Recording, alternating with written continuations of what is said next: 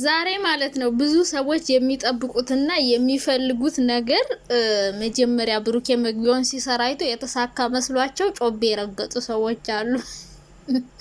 መጨረሻውን አይተው ደግሞ ወሽመጣቸው ተበጥሷል እርግጠኛ ነኝና ብዙ ሰው መጀመሪያውን አይታችሁ ደስ ያላችሁም አላችሁ ይደብራችሁም አላችሁ ማለት ነውና እኔ በቃው በስመ አብ ወልድ መንፈስ ቅዱስ አሐዱ አምላክ ብላችሁ ጀምሩት ጋይስ። የዛሬው ቪዲዮ በስመ አብ እኔ መግቢያውን ሳየው ማለት ነው ያቺ ተንከሲስ እንደው እዩ በመሃል ገባሽ ብዬ እንደው ሰውነቴ ከ3 ከ4 ነው የተከፋፈለው ነው የምላችሁና ብሩኬ ተለያይተናል ብሎ መግቢያ ሲሰራ ሃይሚም ኩስተር ብለው ሲመጡ በቃ ኦ ማይ ጋድ የፈራውት ነገር ብዬ ነበር። አንድ ጊዜ ታስታውሳላችሁ ማርክና ሄሉ በፍቅር ሲሰሩ ከሰነበቱ በኋላ የሆነ ቀን ካሜራ ደቅ ነው ልክ እንዳሆኑ ሃይሚና ብሩክ እንደተቀመጡት ሆነው በቃ ከዚህ በኋላ ተለያይተናል ብለው በዛው ተለያይተው ነው የቀሩትና ምክንያታቸው ራሱ አልተናገሩምና በቃ ቀጥታ የቪዲዮ ነው ትዝ ያለኝና ለማንኛውም ሃይሚና ብሩክ ተለያዩ ብላችሁ ደስ ይለኝ ነበረ፣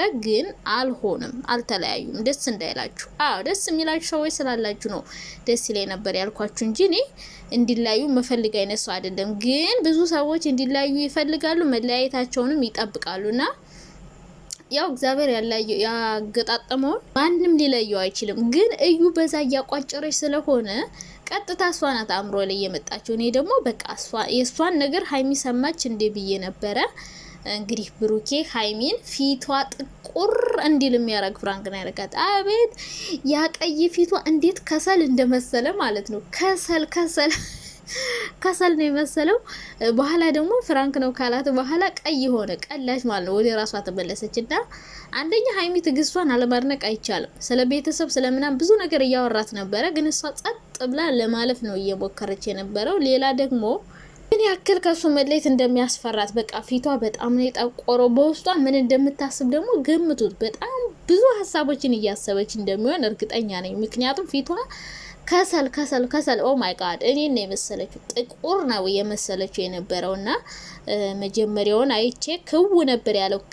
ክው በቃ ማርክና ሄሉ ነው አናቴ ላይ የመጡብኝ። በቃ ጭንቅላቴ ላይ ትዝ ያሉኝ ማርክና ሄሉ ናቸውና በጣም ነበር ያስደነገጣችሁን። ምክንያቱም እነሱ እንደዛ ብለው ተለያይተው ስለቀሩ እንደዚህ ካሜራ ተደቅኖ ስሬስ ተሆኖ የሚመጣ ነገር በጣም ያስፈራልና እንኳንም ፍራንክ ሆነ ግን ሃይሚን በቀላል ግን ደግሞ በሚያስደነግጥ ቀላል ከባድ ያኔ ሃይሚን ማይጎዳ ግን ደግሞ በደንብ ነው ያስደነግጣት ብሩክ። ልክ ትናንትና እሱን እንዳስደነገጠችው ይኸውልሽ ብድሩን የማይመልስ ወንድ ልጅ አይወለድ ነው የብሩክ ነገር ማለት ነው የሆነው። ዛሬ በአንድ ቀን ሳያድር እንደው ፊቷን ጭው ነው ያረከው፣ ጭው ማለት ነው። እና ምርጥ በቀል ነው። አሪፍ እንደዚህ ፍራንክ አታክብዱ።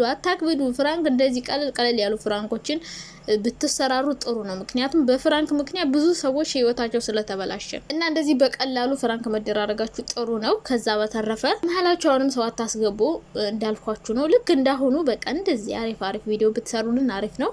የዛሬው ትንሽ መግቢያው ቢያስደነግጠንም ግን መጨረሻውን አይተን ደስ ብሎናል። ለሃይሚ አሪፍ በቀል ነው የተዘጋጀላት። ሃይሚንም ማይጎዳ ማያናድድ በቃ ደስ የሚል አድርጋችሁት ራሱ አታቁም። እንደዚህ አይነት ፍራንክ አድርጋችሁን አታቁም። ለየት ያለ ፍራንክ ነው ዛሬ የሰራ ብሩኬ ማለት ነውና ደስ ይላል። ሃይሚም ሪያክሽኗን አይተናል። በጣም ነበር ፊቷ የጠቆረው። ኦ ማይ ጋድ ይውልሽ አንቺ ተንኮለኛ ማለት ነው። ብሩኬን ትናንትና እንደዚህ ነው ፊቱን ጨው ያረግሽው በእናቱ ፊት አመድ ላዩ ላይ እስኪነሰንስ ድረስ አመድ ፊቱ ቡን እስኪል ድረስ ነው ያስደነገጥሽውና እሱም ዛሬ ክው ነው ያረጋት። ክው ግን ትግስቷን አለማድነቅ አይቻልም። መጨረሻ በጥፊያ ጮለችው እንጂ ምንም ቃል ካንደበቱ አልወጣ። ስለ ቤተሰብ ስለምናም ዝም ነበር ያለችው። መጥፎ ቃል ላለመናገር በጣም እየጣረች ነበረ።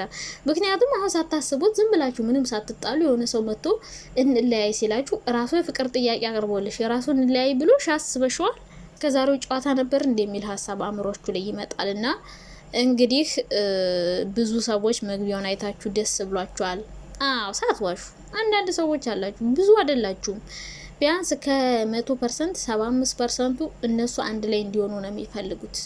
75% የነሱ ኦዲየንሶች ዩቲዩብ ላይ ያሉ ሰዎች 25% የሚሆኑት ደግሞ እንዲለያዩ ይፈልጋሉ።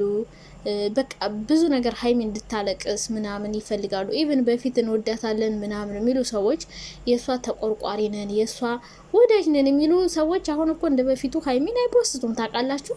የምሬን እኮ ነው። ብሩኬ ፍቅሩን ሲጣሉ ነው ሀይሚን በጣም የኔ ጀግና ሂጅበት በይው አይዞሽ እያሉ የሚፖስቱ እንጂ አሁን ከብሩካ ከሆነች በኋላ እናቴ በፊት እንወዳታለን እህታችን ናት እንከራከርላታለን የሚሉ ሰዎች አሁን አይፖስቷትም እንደ በፊቱ። የት እንደጠፉ እግዚአብሔር ይወቀው፣ የት እንደጠፉ ድራሻቸው የለም። ፕሮፋይላቸውን ስማቸውን ቀይረው ሌላ ዓለም ውስጥ ገብተዋል። ሌላ ሰው መፖሰት ጀምረዋል። እና በጣም ነው የታዘብኳችሁ የምር በጣም ማለት ነው።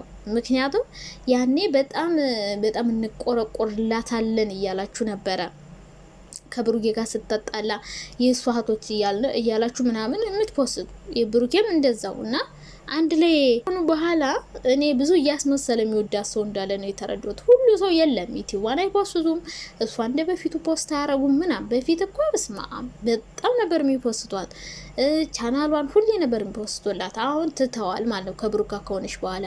በብሩኬ ሳይድም ያሉት እንዲሁ ብሩክን ይፖስቱ ነበር። ሀይሚ አይሳካልሽ የሚሏት ነበር፣ የሰድቧት ነበር፣ የዘቀዝቋት ነበረ። እነሱም አፍረው ተሸማቀው ፕሮፋይላቸውን ቀይረው ብሩኬን ከሌላ ሴት ጋር ሲያቀናብሩ የነበሩ ሰዎች ምናምን እፍር ሽምቅቅ ብለው ሌላ ሰው ሆነዋል። እና ሁሉም እንግዲህ እያፈሩ ሂደዋል። ከዚህ በላይ ደግሞ እናንተ ሰዎችን ማሳፈር አለባችሁ እንጂ አይ እኔ ድሮም ብዬሽ ነበርኩ ብለው ሀይሚ ላይ እንዲመጻደቁባት እንደማታረግ ብሩኬ ተስፋ አድርጋለሁ።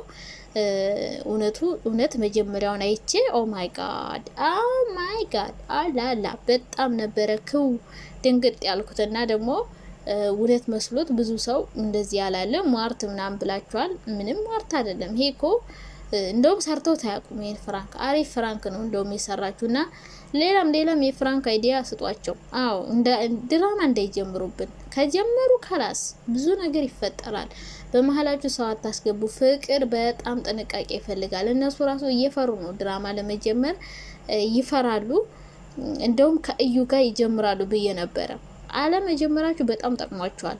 ምክንያቱም ባለፈው ራሱ ለዩቲዩብም ጭምር ብላችሁ የጀመራችሁት ነገር ሊያለያያችሁ ነበረ፣ ብዙ ዋጋ ያስከፍሏችኋል። እና አንዳንዴ ለፍራንክ ብላችሁ የምትጀምሯቸው ነገሮች በፍራንክ የሚመጡ መዘዞች በጣም ከባድ ናቸው። እና እንዲሁ ፍራንክ ስትደራረጉ ራሱ እንደዚሁ ቀለል ያለ ለአንድ ቀን ብቻ የሚያድር ሌሎች ሰዎች ያልገቡበት ምናምን ሲሆን ነው ጥሩ። ከዛ ውጭ ግን 2 ሰው 3 ሰው 4 ሰው ሆናችሁ ፍራንክ ስትሰራሩ አንዱ ከአንዱ ጋር ይሆንና ሌላ ቀመር ይቀምራልና እንደዛ አታድርጉ።